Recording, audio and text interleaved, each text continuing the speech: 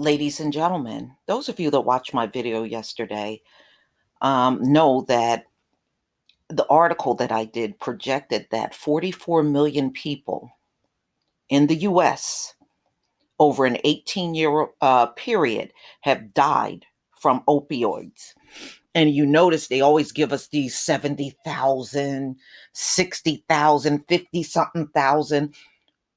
Those are just 22 states that are reporting to the CDC. So the other 28 states are not giving them any information. So, ladies and gentlemen, another reason, so when you break down, before I even get to my next point, when you break down the 44 million deaths between the ages of 15 and 64, which were drug deaths, that comes out to 2.5 million, right? And even that 2.5 million, ladies and gentlemen, is an undercount. And let me explain why. They don't have to put drugs as a cause of death, even if that really was the cause of death. I have done stories where families requested the coroner's office not to put drug death on the death certificate, although that person really did die from a drug death. So once they do that, that person that really died from an overdose is now not counted as a drug death at all.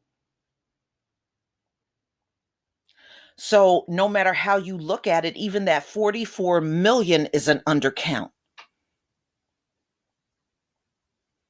Remember the actress that played Princess Leia? She died from drugs, but the family didn't want that on her death certificate, so it wasn't put there. It was put some other reason, and I can't remember right offhand, but hers didn't count as a drug death, although it was a drug death. So even when they give us the 44 million, y'all, it's not a real true count. It's way higher than that. Always look at the action of the people. Don't worry about their words. Their words are irrelevant. Watch their actions. Their actions are giving it away. Their actions are proving that this is far worse than we can even imagine. Just like the crack epidemic. If you remember during the crack epidemic, damn near all of us knew someone directly or indirectly, people in our families, friends, people that live on your street, people you used to work with died of crack. We all knew someone. Well, it's the same way with the white community. They know people that have died. They know family, friends, or even someone that they heard about that they may not have known that well. It's the same thing. But this opioid plague has far exceeded anything that has occurred in the US. This is by far the worst. And there's no end in sight. And it's not going to be. And this is why. What broke the crack epidemic, ladies and gentlemen, was mass incarceration. As soon as they start mass incarcerating the crack addicts, it broke the epidemic. The crack epidemic did not go on for 20 years like the opioid plague is. Actually, this is the 21st year. It didn't go on this long. It got broken by mass incarceration. And that's pretty much how it ended in the Black community. With this, what makes it far worse is they won't jail. They try to do everything above and beyond, not to mass incarcerate their own. So now you got millions of people out here abusing opioids, whether it's the legal or illegal heroin, fentanyl kind. It's uncontrollable. How do you control millions of people that are abusing drugs? You can't. You can't. And if they could do it, 21 years? 21 years and no results? And over $1 trillion spent on something that you simply can't stop?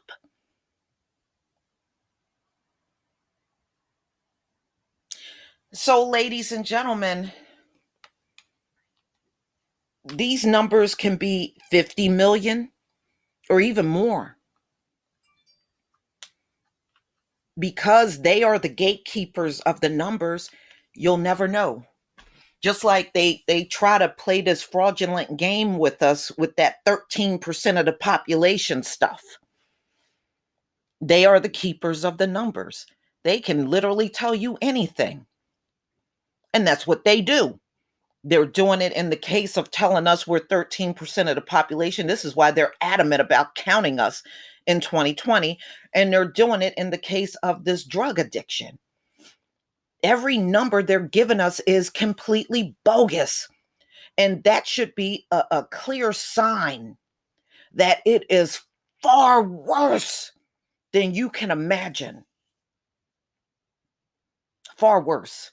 So 44 million is what they are willing to talk about. But it's even that's an undercount. Just understand that. So let's get into this article that came out in Vice. Now, this came out a couple of years ago, and this is more proof that their numbers are bogus. It says these states drastically underreport opioid overdoses, study says. So you see the states in the yellow. They were saying that far more people are dying in these states than what they are what they are actually reporting to the CDC.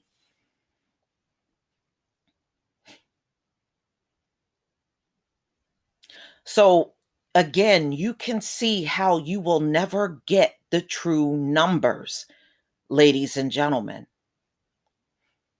You will never get it because the gatekeepers are never going to let that out there because they know how bad it really truly is.